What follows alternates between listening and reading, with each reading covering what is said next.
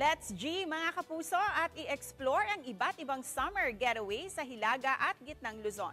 Makitrip natin sa report ni Jeric Pasiliao ng GMA Regional TV 1 North Central Luzon.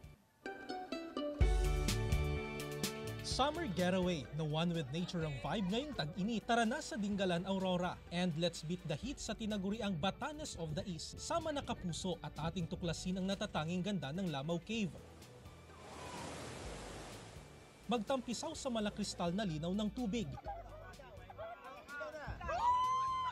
At silayan ang 360-degree angle ng nakabibighaning tanawin kung saan nagtatagpo ang Sierra Madre at Pacific Ocean. Para marating ang panoramic view, kailangang handa ang tuhod sa humigit kumulang 20 minutong trekking patungo sa 137 meters above sea level na mountain deck. Ang bayan ng Dingalan ay napalilibutan ng bundok at karagatan na nasa pagitan ng Isabela sa Northern Luzon at Quezon Province sa Southern Luzon. Malayo pero hindi mahirap marating, tahimik at malayo sa ingay ng kabihasnan. Ramdam ang payapang kalikasan sa Dingalan.